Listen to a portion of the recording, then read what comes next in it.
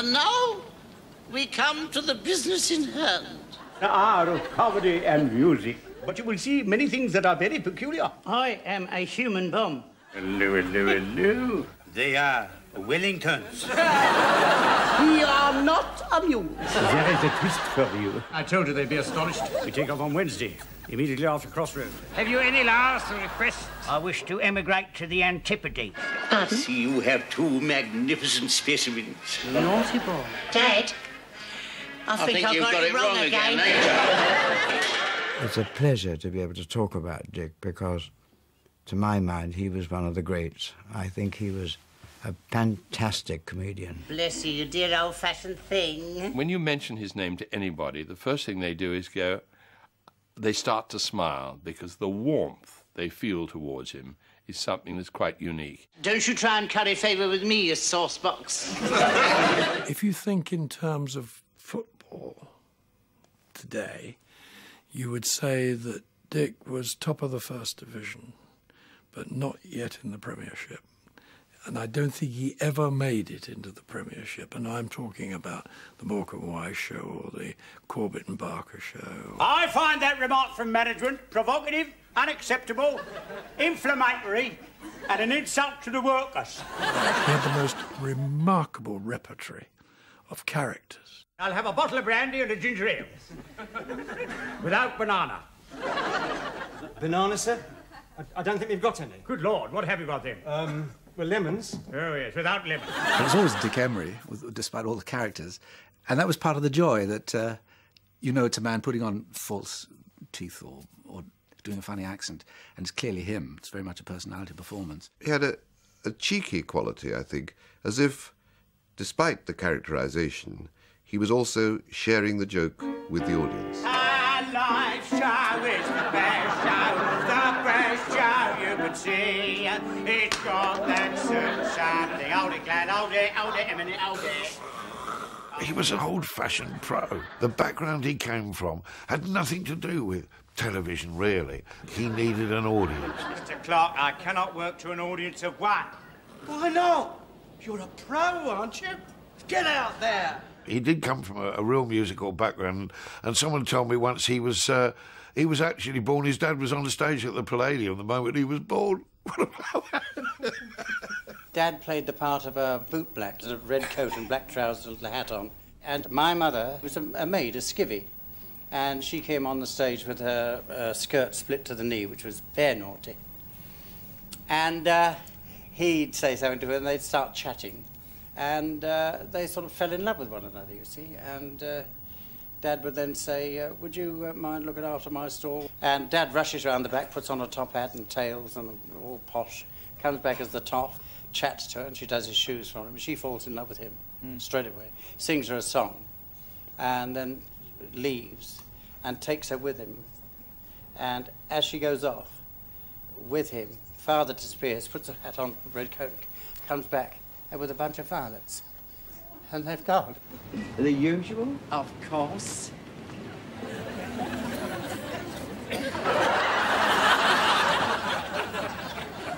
Dick actually became the character.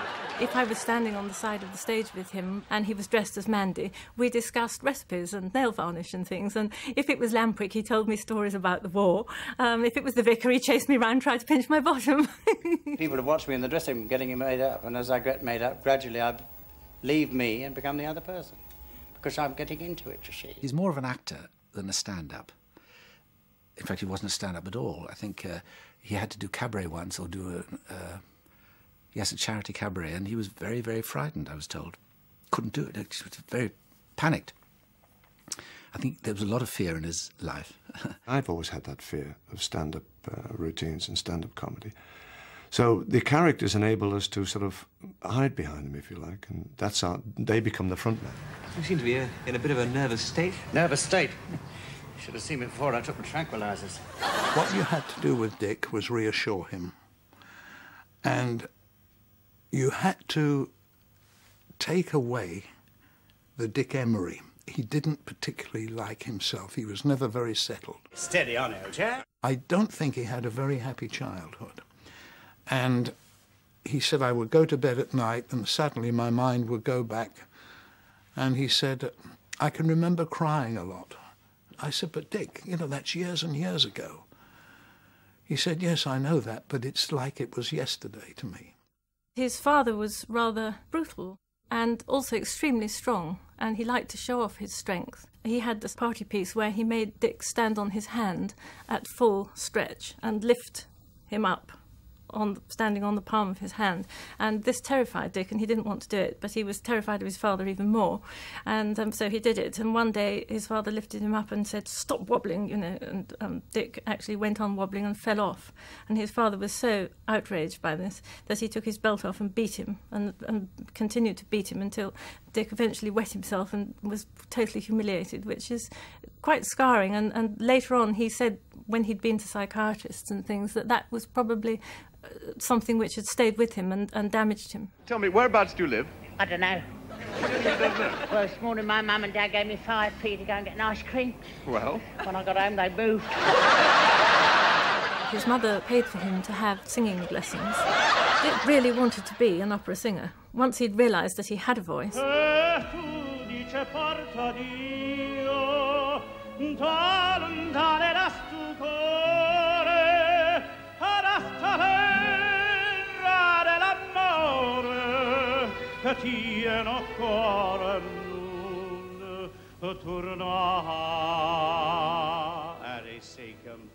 What interrupted your singing studies? The war. I had made arrangements to go to Italy to study under Tetrazzini.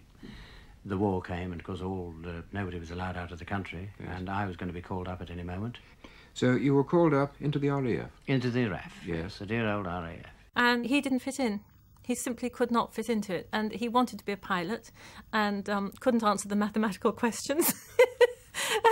And, so he ended up peeling potatoes mostly. When he knew how much he could earn in the theatre, he thought, peeling potatoes is not very helpful. I can earn enough to keep my family properly if I wasn't doing this. And so he deserted. Not something that he was proud of doing, but at the time, he couldn't think of what else to do. I'm so ashamed. As the story went, we didn't know where he was. There was a big show on in town. I believe it was Richard Tauber, a big musical, and he got himself into I suppose at the chorus, because he had a lovely voice. In the early days of the war, you could disappear very easily. The whole town was full of servicemen and civilians and bombs and chaos. But he went and put himself with the spotlight on him. And instead of cleverly, but he had to do it, you see. Instead of cleverly hiding away, he had to sing, he had to perform. Oh, blimey, anybody can make a mistake. Apparently 2 military policemen had complimentary tickets, so the story goes. And they recognised him and said, that's the one. And they quietly put themselves at the side of the stage. And Dick looked off and both sides, he was trapped. When he came out of prison, it was suggested to him that he could join the entertainment group. Ralph Reeder had the gang show, and Dick went for an audition. I didn't do anything. I walked on the stage and the voice said, all right, son, you're in. And I said to him after, I said, well, why did you say? He said, it was the way you walked on the stage. All right. Now, look, now, from now on, this is no professional show. It's a sort of a party where everybody's sort of going to get in together, sit down and enjoy themselves. And tonight, look, we're especially glad there's so many sergeants here. Honestly, if there's one thing we love to see out there, it's sergeants. It's the only time they sit down, shut up, and listen. We used to play some awful dumps, you know, out in Europe. At one time, we were about 3/4 of a mile from the enemy, but Ralph always managed to be there wherever we were. There was nothing to be making up at night, and you'd look up and see him standing in the doorway, and he'd always bring us news from home, from other airmen, from the other shows. And I must say, I wasn't the only homesick airman to be grateful to Ralph. I must get on with my tunnel. I'm nearly through now. Another few yards and I'll be out, free. Do you chaps realise it'll be spring in England now? Near my home, the little yellow crocuses will be peeping through, and the trees will be heavy with fragrant pink and white blossoms, and the air will be filled with the magic perfumes of spring. Where do you live, Harrington? Huddersfield. Everyone used to ask Ralph about Hancock and Peter Sellers and all that, and he would always go into it, but he always seemed to get a lovely sort of rosy glow on when he started to talk about Dick Emery, and I think Dick was probably his favourite of all the performers, if he secretly admitted it.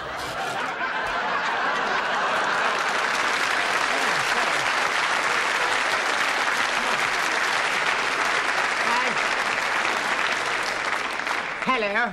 I seem to have taken the wrong turning. I remember how different he was. I'd been with the BBC Repertory Company, which was very well-spoken people, all those actors there, you know, because they had very good radio voices. I remember how Dick struck me. I was fairly young at those days. How he struck me as somebody who was had a little more panache than these people. They were somewhat middle class by comparison. You worried about your future, Fox? Good Lord knows. Well, I am. You haven't sold a car for 3 weeks. What? It can't be as long as that. Oh, yeah. He was a brilliant vocal comedian.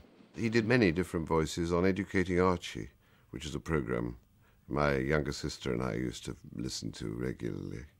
And had a character called Mr. Grimble, who was a sort of camp manservant, who said, "Oh, I hate you." Oh, you're always on at me. No, I'm not. Yes, you are. I am not. You Grimble. are. Oh, don't grumble, Grimble. Oh, I hate you. And he also did a Sergeant Major type of voice, you know, sort of would-be posh. I think it was a character called Mr. Monty, and he'd say, "Oh, we got a great one here." Oh, we've got a great one here. You heard about the ventriloquist who was so bad, his lips moved when he was listening? I think his big break with the small B came when he joined the Army Game. The Army Game, starring Harry Fowler and Dick Emery. Because it was an established show. Whoever came in it would pick up the mantle of the one that he was replacing, and he'd become famous. Kiss me goodnight, Sergeant Major. Tuck me in my little wooden bed. We all love you, Sergeant Major. When we hear you all They were selling franchises of the name, and all over London were Hut 29 restaurants. And it was the first merchandising ever done on a TV series, and was tremendously successful. Now, let's get this straight. I pay you £2 bob. Every day you're not on Jankers. You take it and put it in your pocket. Yeah. Well, you're behaving normal enough up to now. Now, every day I am on Jankers, I'll bung you £1. Now, that's the bit I don't like. Why not? Well, I can't picture it in my mind, you lobbing out quids all over the place. It's like Bluebeard going off women. He added a dimension to that character he played. And I think that was his first, by his very consistency, 39 shows a year, made him acknowledged by the public. They knew who he was. Firstly, over to Russia for a long-distance call from Dick Emery. I met Mike Benteen at some traffic lights at 3 o'clock in the morning at Finsbury Park. And this idiot drew up at the side of me and said, "Hello, Dick." And I said, "Good God, hello, Michael." He said, "Where have you been?" I said, "I'm in Australia." And he said, "I'm starting a new little series over here. Would you like to be in it?" Now, these are the traditional cloths. Right. Now, they're soaked for 24 hours in a special preparation of stale seaweed and skillfully mixed by Yokohama old age pencillers.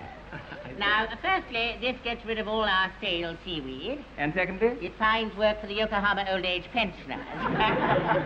Now then, we'll begin. Hang on a second. Yes?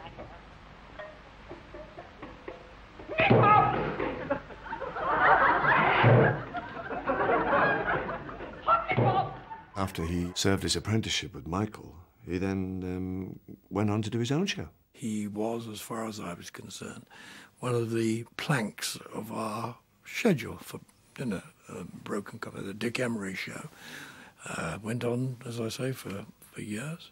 And you phoned up his agent, Mike Sullivan, and you said 13 shows, and gave him the dates, and he said fine, and Dick would turn up, and off you went. They were a source of pride, really, as much as any other shows we did. The BBC series, I think, ran for 18 years, 166 episodes. And what he did, he transformed it. He started it in a quite traditional sketch show format, in that it had songs and it had sketches and it had one-liners. And what he did is he turned it into a vehicle for these character parts. 2 shots, and you fire the cannon, right? Aye, sir. Yeah. Right, man, this is That's it. right. That's right. That's right, sir. I won't let you down. The way Dick pioneered the sketch format was he developed these wonderful individual characters so that you could repeat them in any kind of situation.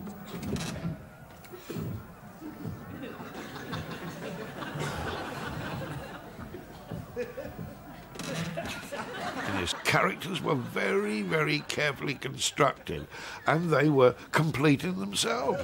He never stepped out of character in his sketches. He always stayed in character.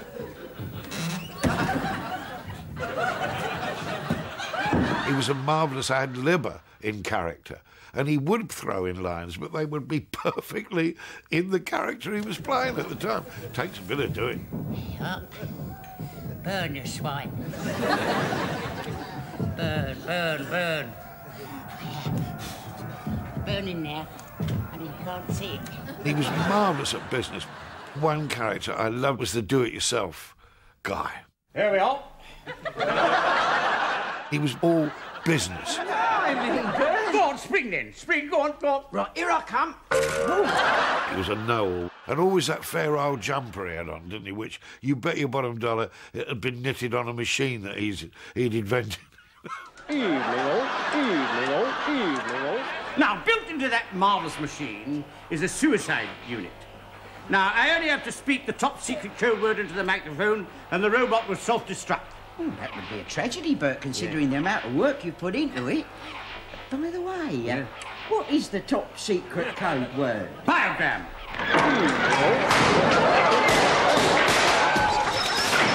As a kid, I used to love the props. There was one with a mini, I seem to remember, where they inflated this, and you kind of didn't know where the gag was going because it was shot very close to Dick. And as the camera opened up, I thought, well, that's clever. How did they do that? It surprised me how surreal some of the sketches were. I mean, there was a wonderful, wonderful sketch where Dick is playing a middle-class management type, interviewing the Hulk. This is inspired. This is genius.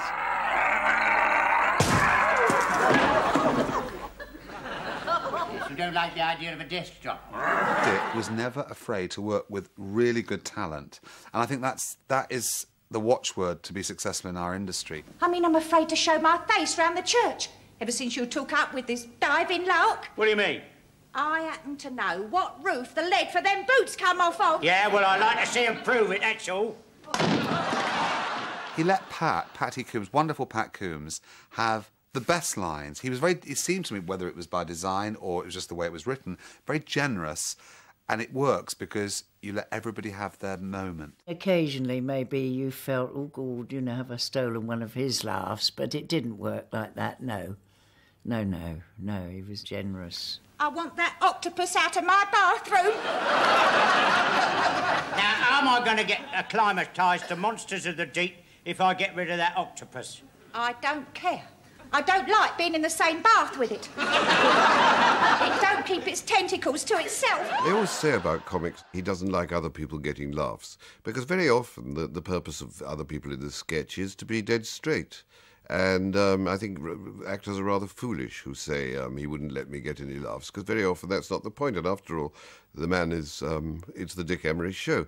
But Dick actually enjoyed in sketches playing off someone who was also amusing in their own way. Allow me to introduce myself. I'm Anthony Beebidla Bing.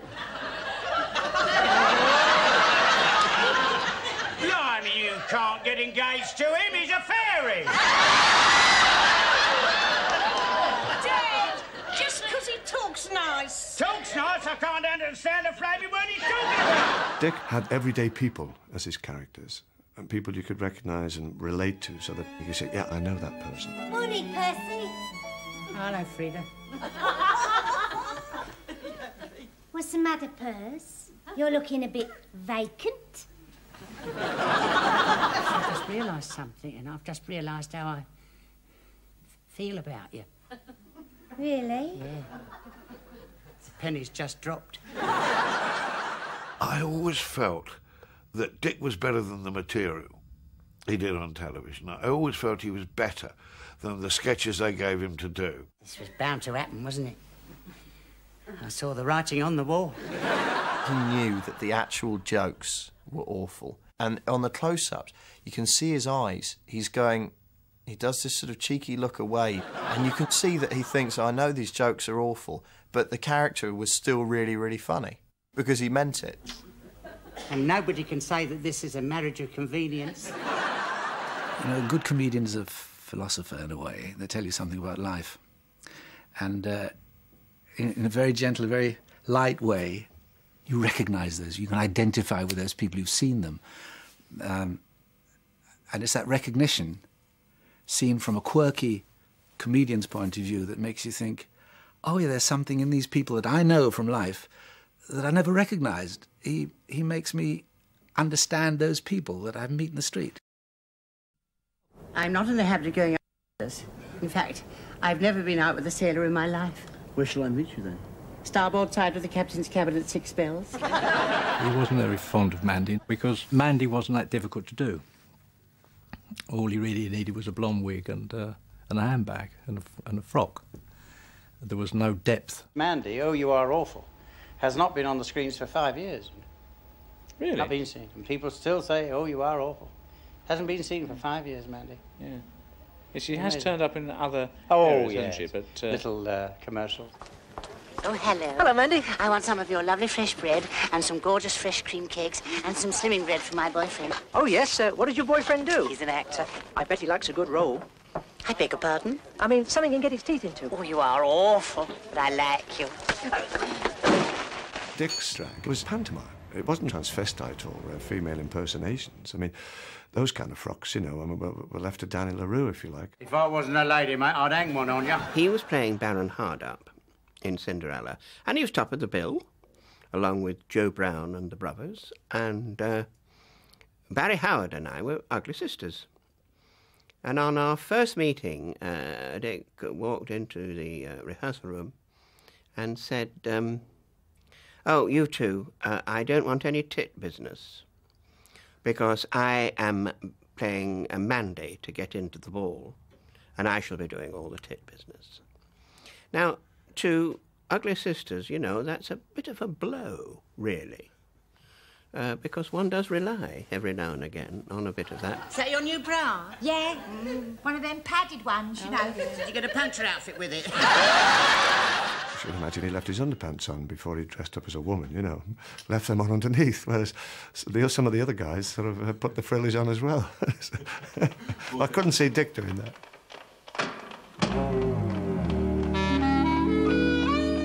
Watching Dick Emery's cross-dressing characters, for me now, certainly now, is like watching a kind of historical curio, because there are no people who straightforwardly cross-dress. There's always an ironic undertone to what they're doing. Cross-dressing is no longer just a matter of a man putting on a funny wig and doing an awkward waddle. There's always it's much more knowing than what he was doing. I'm not sure he was very knowing about what he was doing. How do you like it? As often as possible. The tea. Oh, half and half. Half tea and half milk. No, half tea and half gin. I'm afraid that I don't keep alcoholic beverages in the flat. Oh, neither do I, love. Not for long, anyway. It used to slightly frighten me somehow when he was dressed up as one of the ladies, you know, and shuffling his bosoms that really weren't there, but they were. And I thought, oh, Dick. And it did. I found it quite sort of scary. And then I thought, oh, come on, Pat. It's only pretence. It's not for real. Oh, excuse me, madam. Miss. Miss, I was wondering if you'd mind telling me, do you have any particular hobbies or pastimes? Yes, I'm an amateur musician. Oh, really? And are you a good one? Well, last month I was offered a job in a nightclub. Oh, that's marvellous. There's only one snag. What's that? They wanted me to play topless. You mean with no... That's right. I wouldn't have minded except for one thing. And what's that? I play the accordion. Are you married? No. Oh, I'm looking for a nice young man. That woman was vile. If you saw that woman coming along the street, you'd cross the road. And then there was the vicar with the loose-fitting top set of false teeth. When I count 3, will you all go a tissue? Are you ready? 1, 2, 3. Bless you. That character is so sinister that it makes Bela Lugosi look as frightening as Julian Clary. Vicars are always, to me, when I've met them at garden fairs, they're a little bit wicked, you know. And this makes him terribly wicked, you are.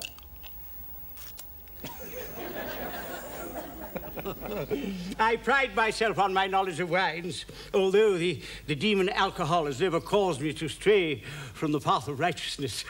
He always had more vigorous standards for his parishioners than himself. Oh, lead me from the pit of temptation. I don't know what it is about us, but we do have some weird habits, and we are odd characters, partly because we're trying to be all things to all people very often. Raspberry wine, babies drink water.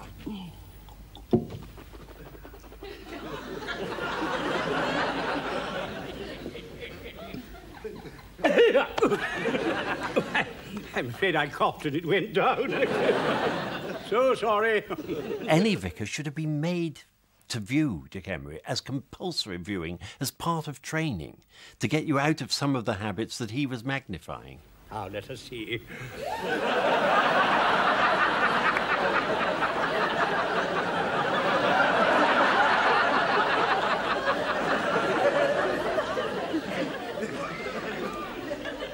Leek wine. You've only got to go back to Chaucer and you'll find the vicar's a person of fun. And we've always needed this sort of character. It's like the jester. There always needs to be someone to pick on. And who better to pick on than the vicar? Oh, nettle wine. That should have a sting in it. I'll just stripe straight off the bottle. I won't be alone. He took that over the top, even that wonderful camp character when he says honky-tonk, you know. It was quite outrageous, really. I mean, you'd never get away with that today. Oh, hello, honky-tonks. How are you? I'm very well, thank you. Nice to see. Are you catching a plane today? Yes, I'm going to the United States. I used to go by liner. Such a shame they got rid of the Mary and the Elizabeth. Oh, yes, it was a pity to see the old queens go. Oh, don't upset yourself, love. I'm coming back. It was too bizarre for words. The costumes changed every time, and I would imagine the costume designer must have gone, OK, Dick, this week it'll be shoes, gloves, bag, coat, hat, it'll all match. Then it comes on and it's just fabulous. Oh, I'm going to be one of the professionals. It was harmless fun. All the innuendos weren't offensive. I mean, the audiences... It was left to the audience to form their own opinion, so none of the comedy was harmful. It was just straightforward fun. My theory on it is that people weren't offended by that. They can't have been offended by it. There wasn't race, genre, characteristic that didn't come under Dick's microscope. May the saints preserve you. Sit up. Is usually a very large instrument, but the one I'm bringing with me this evening is very small. What you call a babysitter.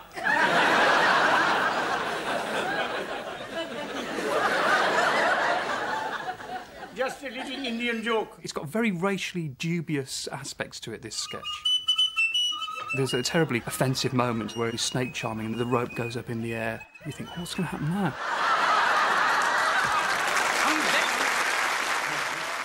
Actually, this is kind of terrible, but at the same time, it's quite clever. It works as a piece of comedy. Where is that, is that? We are full up on top. Ding, ding.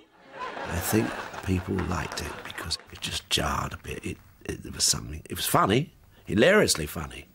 He was a very brave man to do it, really, because you could become very unpopular. Oh, it was only a harmless piece of fun. It was horrendous.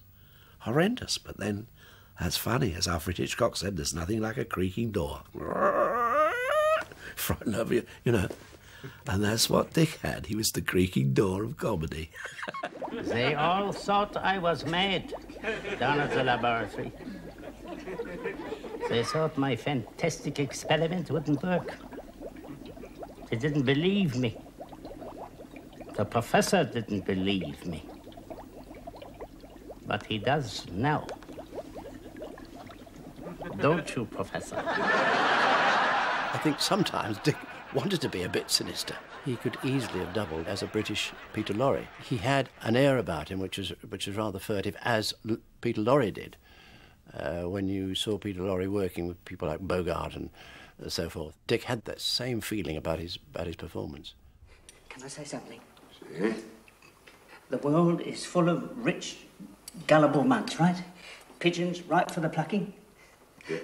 The world is full of such a people. Well, me, Charlie Tully, I've got a God-given talent for separating rich people from their money. I don't know what it is, but I've got it. They believe every word I say. A lot of television comics, Morecambe and Wise and Frankie Howard, made films which were fairly mediocre because they were just making a quick buck, cashing in on the television success. So it was now you've seen it on television, now this is the full-length screen version. But this was actually quite a clever and sophisticated comedy of in its own right. Who the hell do you think you are? I know who I am, son. Question is, who are you? I am Arnold Van Cleef, son of Jeremiah Van Cleef of Houston, Texas. Cobblers. The nearest you've been to Texas is watching Bonanza on the telly. Working with Dick was a total pleasure and joy because he was an actor's actor. In fact, he was a comic actor rather than a comedian. And he was one of those people that looked you in the eyes, and so you played literally to him in every sense. You can't con a con man, old son. I practically invented that spiel. The name's Tully. You may have heard of me. Tully? Not Charlie Tully? One and the same. The plot was him conning his way from beginning to end in various things and being a failure at everything. Bambino. £1,000 with you. He was a wonderful actor, and I think, had he lived, he would have ended up at the National. I mean, he could have played the classics. He was good enough for that. Bottom and things like that. He'd have been absolutely miraculous. And it is only because of the rebuilding that we are able even to contemplate parting with the Sistine Chapel. Well, Reverend Father, all I can say is we'd give it a good home, standing right beside London Bridge in Arizona, USA.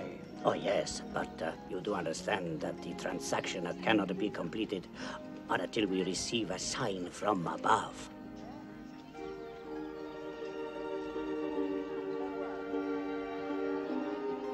It is agreed.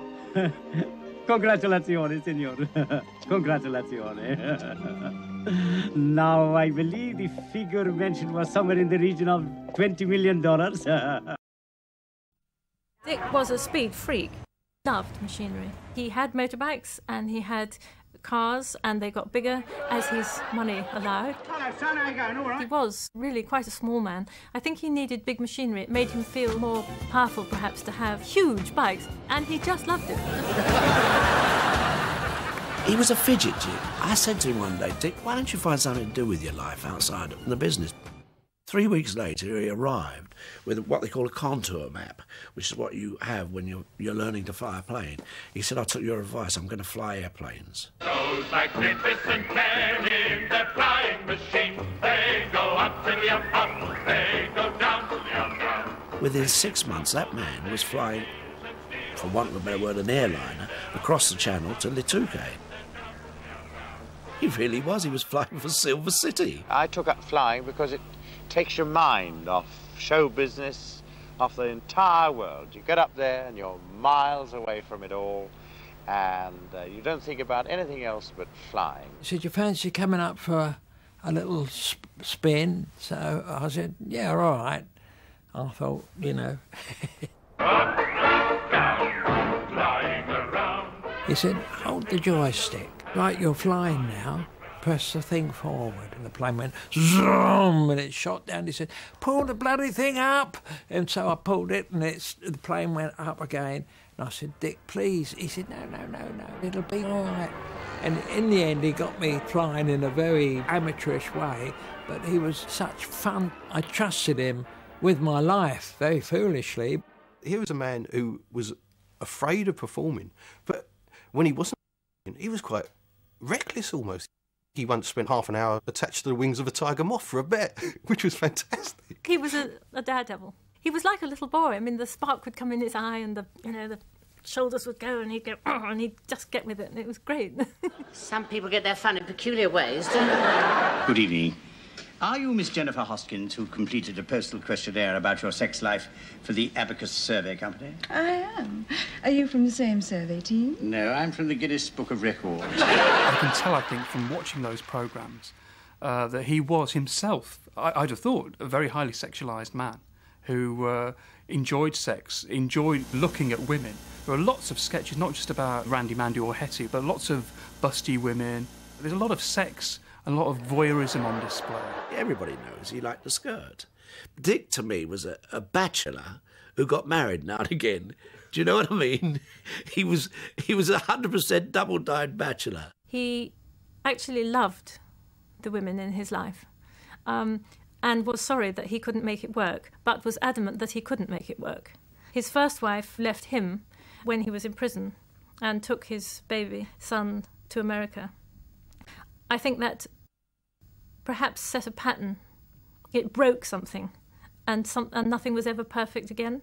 He talked marriage with me more than once, and then said, quite rightly, really, Patty, the minute we did it, it would fall to the ground. And in a sense, this was a truism, I think. It wasn't worth the risk. Dick said that if we had got married, he would be called Emery VIII because he'd have 6 wives, and he was a bit dubious about that. Good morning. Oh, good morning. Go behind the screen, will you? Take all your clothes off. My feeling on the subject was that it was better to be his partner than his wife, because once you were married, he then started to stray. Now, if you'll read the bottom line. Very good insight to Dick. Always well turned out, dress-wise. None of the Oxfam there. All good gear. That's interesting, isn't it? Okay, he had an image of himself, you see. When Dick looked in a mirror, he saw Errol Flynn. When one man alone dared challenge the might of his country's oppressors, Robin Hood, outlaw of Sherwood Forest. He was debonair, there's no two ways about it. And the physique went out the window. There was this debonair fellow, a bit like Errol Flynn, really. I'd been out to lunch, I think, with Dick, and he said, "What? Do you use Paco Rabanne?" So I said, "Well, yes, I do, actually." He said, "Oh, I do. I love it. I just pour it all over me. I love it." I said, "Well, yes, I do. It doesn't make me cough or sneeze or anything, and I quite like the smell of it."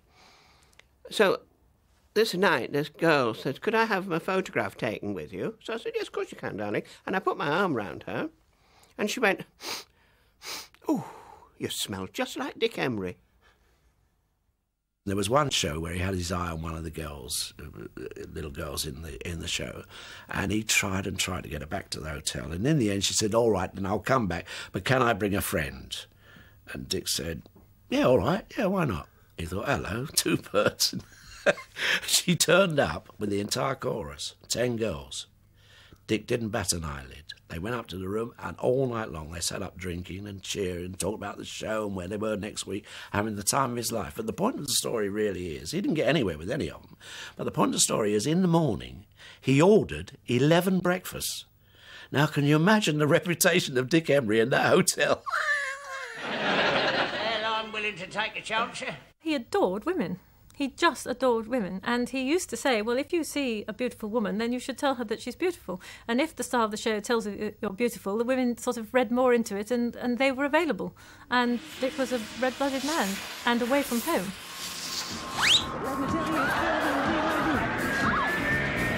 Not that I approve of it necessarily, but one can understand it. It makes you sick to your stomach. Dick was quite often depressed about his personal life, and because he couldn't believe that he was going to succeed in his shows. He always thought the audience would hate him, and he thought the show would be a flop. And he wasn't only concerned for himself, because as the star of the show, he carried the show, but he thought what a tragedy it would be for all those artists that were working with him, whom he loved, and he thought he would let them down. And he used to drive himself mad. You could never be in Dick Emery's company and leave him and forget him. You'd think about him for a couple of days. Now, why did he say that? Or why was he depressed today? Why, Dick wasn't right when he came into rehearsals this morning. What was it? I wonder what happened. Maybe the bird said no last night, if there had been a lady the night before. Whatever it was pretty heavy, and it permeated the cast for half of the morning, you know. After a bit of lunch, perhaps a glass of wine, he'd be as right as rain. But he did, there was a curtain there somewhere. I didn't really know which way to read Dick. We had one chap getting a few laughs on stage in the pantomime, and he said, "He'll have to go, that fella." He said, "He's drunk." I said, "No, he isn't." I said, I'm doing dialogue with him. He's okay." I said, "He likes to drink like anybody else, but not before the show." "Yes, he does. He drinks." Well, Dick was mad about motorbikes, and he got to the motorbike shop in the town to deliver a motorbike into his dressing room. And when this fellow was on, he'd start the motorbike up, Now, a roaring motorbike in a dressing room, the echo was going. Of course, I had to sort him out over that. You rotten swine. And then the next day, he would say to 3 or 4 of us, including this fellow, let's go out and have dinner tonight. Shall we go and have a meal tonight? Be good fun, wouldn't it? It was as if it was 2 different people. I suppose I'm a rotten swine too. I don't think anybody really ever got to the real core of the real Dick Emery. Good God. I was in pantomime and I got a letter from Dick Emery. And he said, I was in to see the pantomime last week. He never came round or anything. He said, forgive me for these few notes. Now, he analysed what was wrong with this pantomime in about 5 sentences, absolutely brilliantly, and apologised at the end for writing. And I treasure that letter because it absolutely hit the button on the head. A man of vision and foresight. And it worked like a dream. And I thought, well, he took the trouble to do that. I don't suppose any of you seen Harry Purseglove about, have you? He's a little bald-headed fellow about my age. Only we're up here on his stag night, you see, and I've lost him. He's getting married tomorrow, you see. Well, as he says, he's sowed his wild oats. It's about time he settled down. Picked a nice little thing, though, a little slip of a girl she is. Well, she's only been drawing her pension for the last 2 years. Of course, they're not going to. I won't be long. Old people have carte blanche to be rude or whatever, you know. And why not? Because they've they haven't got much longer to do it, have they? When I was 17, it was a very good year. It was a very good year for small-town girls and soft summer nights. We'd hide from the lights on the village green when I was 17. Lamprick was endearing, and Dick was also endearing. I think they had a lot in common. The old codger. But now the days are short. I'm in the autumn of the years, and now I think of my life as vintage wine from fine old kegs, from the brim to the dregs, and it poured sweet and clear. It was a very good year. I like all that sort of thing when you've brought everything down to pathos, because you know that you've got a woofer, a big laugh just round the corner. She's a model, you see. Probably seen her on the telly. It's her teeth that drop into that glass in that toothpaste coming out. He was a consummate professional performer. He had all the armoury, had all the faces, he had the voices, the moves, he could do everything. Tonight I get me just rewards. A hero without doubt. Dad, I got it right that time. I leave you with this thought. The man who drives the car today is every warden's easy prey. Just place your foot upon his bumper and shove a ticket up his jumper. Oh, Dick, you may be gone, but you're not forgotten, matey.